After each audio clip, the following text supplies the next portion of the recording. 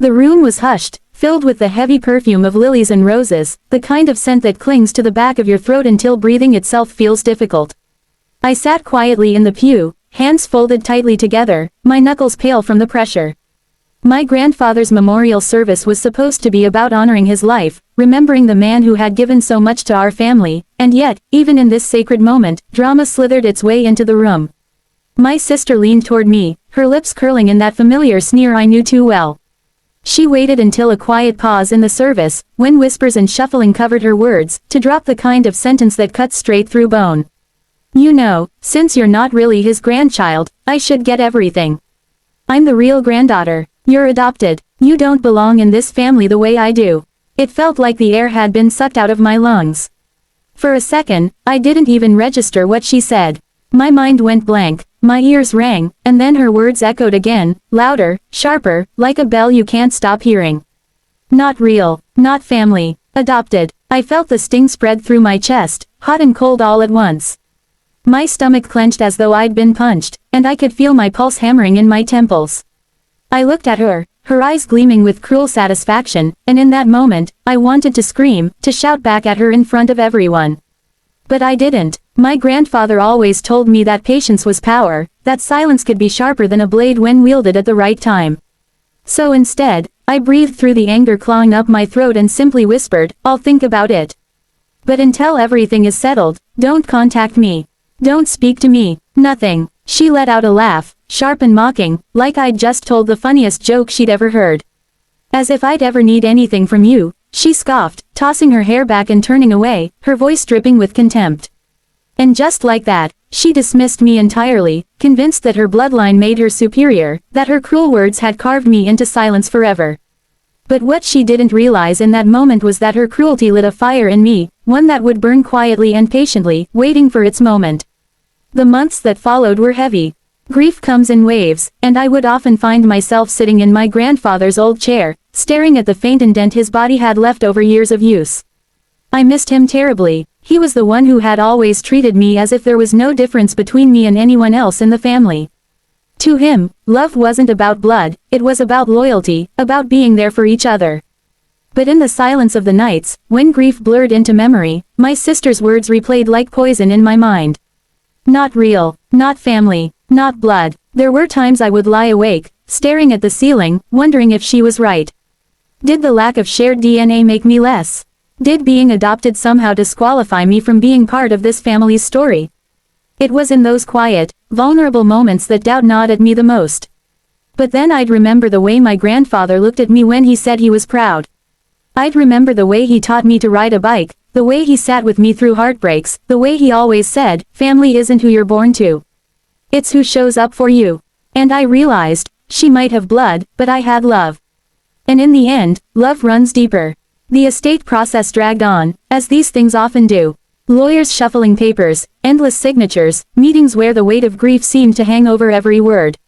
My sister avoided me, which suited me just fine. Every now and then, I'd hear whispers through relatives that she was bragging about how she was going to inherit everything. She had already started making plans for the money, talking about vacations, about redecorating her house, about all the things she thought she deserved.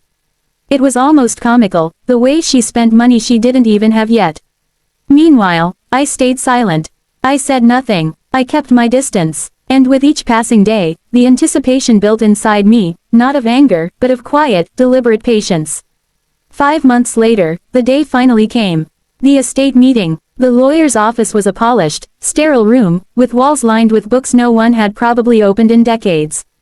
The table gleamed under the harsh overhead lights, and the sound of papers shuffling seemed to echo far louder than it should. I arrived early, my heart pounding with a mixture of dread and resolve.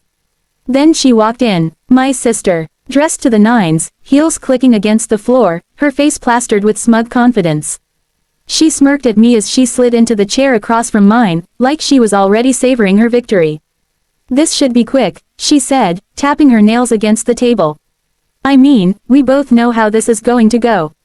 I said nothing, just stared at her, my silence more powerful than any words I could offer. The lawyer cleared his throat, adjusting his glasses as he began to read. As per the wishes outlined in the will of the late Mr. He went on, his voice steady, almost clinical, and I listened as the words filled the room. And then came the moment. The part one had been waiting for. It is the express wish of the deceased that both grandchildren, by blood and by adoption, are to be considered equal heirs in all matters of the estate. There will be no distinction made between biological and adopted family. Assets will be divided accordingly. The silence that followed was deafening. My sister's face drained of color, her smirk collapsing into disbelief. She blinked rapidly, her mouth opening and closing like a fish gasping for air. What? That can't be right. He wouldn't. I'm his real granddaughter. The lawyer didn't flinch. He simply repeated, both grandchildren are to be treated equally, with no distinction. I watched her unravel in real time. The flush rising in her cheeks, the way her voice cracked as she tried to argue, the desperation that leaked through every syllable.